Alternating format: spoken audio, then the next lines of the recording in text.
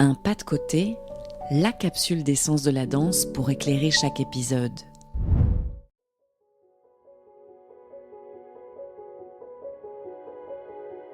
On a souvent l'impression que danser les yeux fermés est une idée contemporaine, une sorte d'exercice de lâcher prise inventé dans les studios de danse modernes. Mais en réalité, c'est une pratique beaucoup plus ancienne qu'on ne le pense. Une pratique qui traverse les siècles, les continents et les croyances. Une pratique qui raconte quelque chose de très profond sur la nature humaine, sur la perception et sur la danse elle-même. Fermer les yeux pour bouger n'a rien de marginal. C'est même à l'origine une manière de danser qui précède largement l'idée de spectacle. Parce qu'avant que la danse ne soit quelque chose à regarder, elle était quelque chose à vivre. Si l'on remonte très loin, dans certaines traditions spirituelles, les danseurs fermaient les yeux pour se relier à leurs sensations, pour écouter le souffle, la vibration, la pulsation intérieure. Dans les pratiques chamaniques d'Asie centrale ou d'Amérique du Sud, danser dans l'obscurité ou les yeux mi-clos faisait partie du rituel. On s'écartait volontairement du monde visible pour se connecter à une autre forme de présence. Le même principe existe dans le soufisme, chez les derviches tourneurs. Contrairement à ce qu'on croit, ils ne tournent pas pour impressionner ni pour être vus.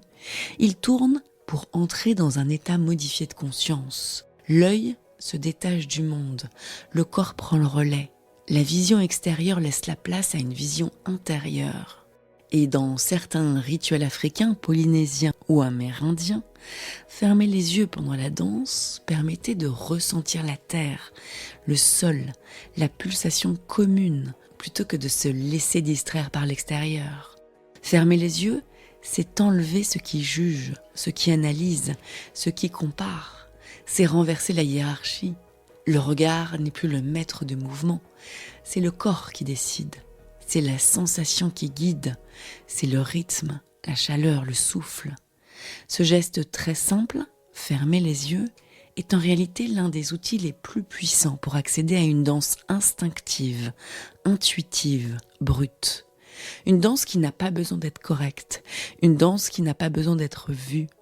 Parce que quand on ferme les yeux, on arrête de performer. On commence à ressentir. Aujourd'hui encore, certaines méthodes de danse contemporaine utilisent cette approche. En contact improvisation, par exemple, de nombreux exercices se pratiquent les yeux fermés pour laisser le toucher, la gravité et la respiration mener le mouvement.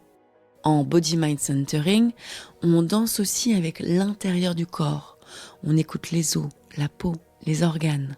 Et dans les ateliers somatiques, fermer les yeux est souvent la première invitation pour éveiller les sensations oubliées. Mais danser les yeux fermés, c'est bien plus que ça. C'est une manière de dépasser la peur de se tromper, d'être regardé, de mal faire. Lorsqu'on enlève le regard extérieur, on enlève le jugement. On retrouve un espace où l'on danse pour soi, sans se demander à quoi on ressemble, sans attendre l'approbation. Dans une société où l'image domine, où la danse est souvent filtrée, cadrée, postée, rejouée, fermer les yeux devient alors un acte de résistance, presque un acte politique, un retour au mouvement pur, authentique, viscéral, mais aussi une manière de rendre la danse accessible à tous. Quand on ferme les yeux, on n'a plus besoin d'être doué, ni d'être flexible, ni d'être technique. On n'a plus besoin de ressembler à la danse, il suffit d'être là, dans son corps, avec ses sensations. Et c'est peut-être pour ça que cette pratique a traversé les siècles, parce qu'elle touche à quelque chose de profondément humain. Le besoin de bouger, de se retrouver, de se sentir vivant. Alors la prochaine fois que vous dansez, essayez, fermez les yeux, laissez votre corps prendre le relais. Vous découvrirez peut-être une autre façon d'être au monde, une façon plus libre, plus intime, plus vraie. C'était un pas de côté, danser les yeux fermés, une pratique plus ancienne qu'on ne le croit.